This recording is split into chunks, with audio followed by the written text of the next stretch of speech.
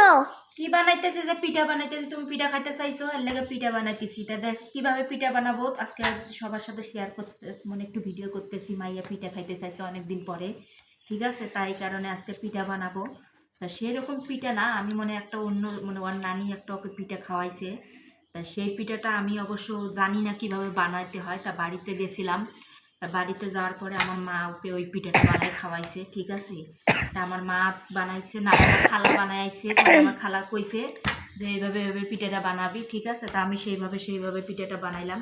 তা অবশ্য মা চালের গুঁড়ি দিয়ে বানাইছিল, ঠিক আছে। তা আমি চালের গুঁড়ি দিয়ে বানাই নাই, কারণ চালের গুঁড়ি ঘরে নাই, ঠিক আছে। তা আমি চালের গুঁড়ি ছাড়াই পিঠাটা বানাইতেছি। তা চালের গুঁড়িটা আবার চালের গুঁড়ি যখন ভাঙ্গায় নিয়ে আসবো তখন আবার চালের গুঁড়ি আমি বানাবো, ঠিক আছে। তো এই যে দেখতে পাচ্ছেন একটু করে আমি নিছি, একটু করে নিয়ে মানে হাতের মধ্যে যেভাবে দিলাম, এই যে এইভাবে এই পিঠাটা ওই খাইতে চাইছিল, ঠিক আছে। আমি তো পিঠাটা ওই রকম পিঠাটা খাইতে চাইছে, আমি জানি না। পরে শুনি আমি বাড়িতে যাওয়ার পরে তখন আমাকে দেখাই দিছে, তখন আমি এগুলো পিঠা তো আমি পারি বানাইতে। তাই এটা আমি আজকে অনেক দিন হয়েছে খাইতে চাইতেছে, তা আজকে আমি আটা দিয়ে বানাইতেছি। কারণ অবশ্য মনে করেন আমার ঘরে তো চালের গুঁড়ি নাই যে চালের গুঁড়ি দিয়ে বানাবো, তাই আটা দিয়েই বানাইতেছি।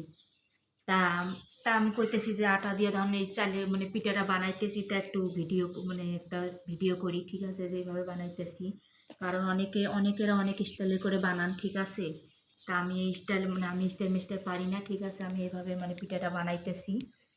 তা জানি না কেমন হইব। আবার রান্নার পরেও আমি আপনাদের সেই মানে পিঠা বানানোটা মানে আমি দুধ দিয়ে রান্না, অবশ্য অনেকে নারিকেল দিয়ে রান্না করে। তা আমার ঘরে তার নারিকেল নাই, অনেক নারিকেল দিয়ে অনেকজনে নারিকেল দিয়ে বানায়, গুড় দিয়ে বানায়। তা আমার তো নারিকেলও নাই, গুঁড়ো নাই। তা আমি মানে চিনি দিয়ে আর দুধ দিয়ে বানাবো। তা আমি বানানোর পরে আমি পিঠাটা বানানোর পরে দুধের মধ্যে দিব, দুধের মধ্যে দেওয়ার পরেও আমি সেটা আমি এখন দেখাবো, ঠিক আছে। তা এখন যে বানাই নিতেছি। তা মেয়ে মনে করেন মারা তো বাপ মায়ের কাছে আবদার করে, বাপ মায়ের কাছে আবদার করলে বাপ মা যত কষ্টই হোক না কেন খাওয়ায়। তা আমি আবার চালের গুঁড়ি দিয়ে বানালে অবশ্যই এই পিঠাটা ভালো লাগে, ঠিক আছে।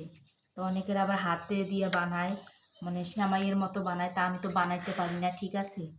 আমি এটা হাতের মধ্যে বানাইতেছি। তা আপনাদের আমি সবাইকে দেখাবো, রান্নার পরেও আমি জিনিসটা আপনাদের দেখাবো। অনেক ভালো লাগে খাইতে, ঠিক আছে, অনেক ভালোই লাগে খাইতে। তা সেদিন আরও যদি নারিকেল দিয়ে গুড় দিয়ে বানান আরও মজা লাগবে, ঠিক আছে। তা আমার তো নারিকেল গুড় কিছুই নাই ভাই, আমি গরিব মানুষ। আমি এখন বর্তমান মনে করেন আমি দুধ দিয়ে বানাবো, 1 2 3 4 5 6 ঠিক আছে। আমি দুধ দিয়ে বানাবো, কিন্তু আমি সেদিনও বানাইছি একটুখানি। আপনাদের ভাইয়ে মানে ওর বাবাকে খাওয়াবার দিছিলাম, তা বলছে অনেক মজা হয়েছে, আবার মানে বানাইতে বলছে। তা আমার মানে বানানো হয় না, আমি আলসেমির কারণে বানাই না। আজকে আর কি বলবো, আজকে আমি ভাবলাম ঠিক আছে পিঠাটা বানাই নেই, কারণ খাইতে চাইতেছে, ঠিক আছে, খাইতে চাইতেছে, তা বানাই আনি, ঠিক আছে। আটকায় তো আমার এখন বানানো শেষ হয় নাই। না, এখনো বানানো শেষ হয় নাই, আরেকটুখানি আছে, আরেকটুখানি বানানো হলে শেষ, ঠিক আছে। বানানো শেষ? হ্যাঁ, আমার এই যে ফাইনালিতে আমার বানানো শেষ হলো। তাই যে আমি বানাইছি কীরকম হবে বানানোটা কীরকম হয়েছে আপনারা কমেন্টে বলবেন, ঠিক আছে।